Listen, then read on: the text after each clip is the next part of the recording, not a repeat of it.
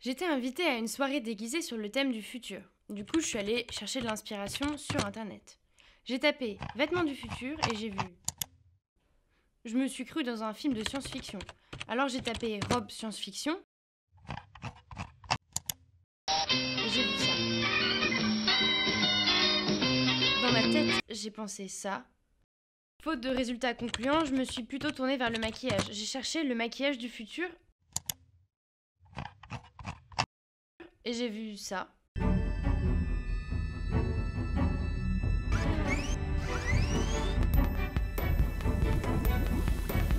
Ça m'avait pas l'air franchement réalisable pour une soirée déguisée, donc je suis allée demander à mes experts comment on se fera beau demain. Comment sera la femme belle de demain? Parce que l'homme, lui, c'est pas très important. Mais pour qui? Pour nous ou pour eux? Ça sera une recherche plutôt de la perfection.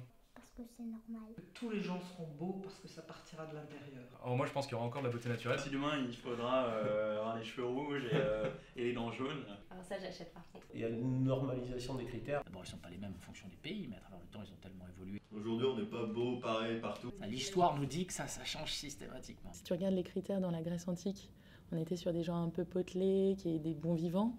Après, on est passé par une maigreur extrême à partir des années 60 jusqu'à il n'y a pas si longtemps. J'espère qu'elle sera un peu moins maigre qu'aujourd'hui.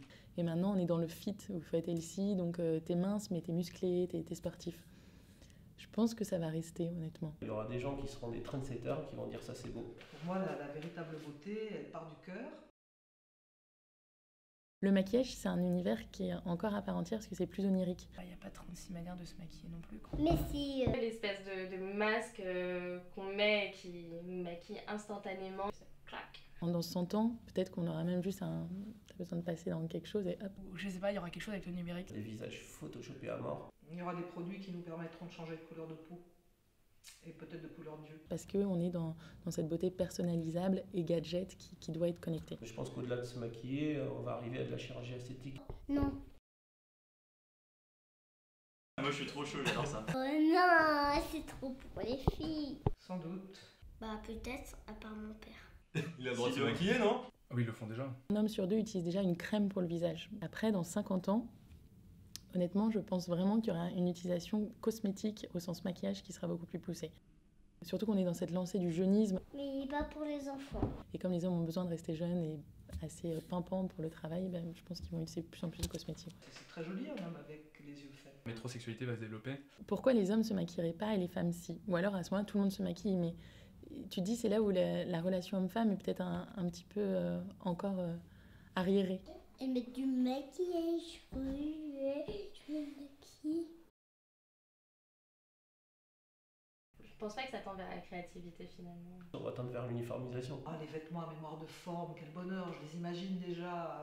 Très fluides, très près du corps. Il n'y en aura plus un homme en costume cravate gris. Le prêt-à-porter masculin se développe à une vitesse grand V. On se mettra des sacs plastiques dans les oreilles ou...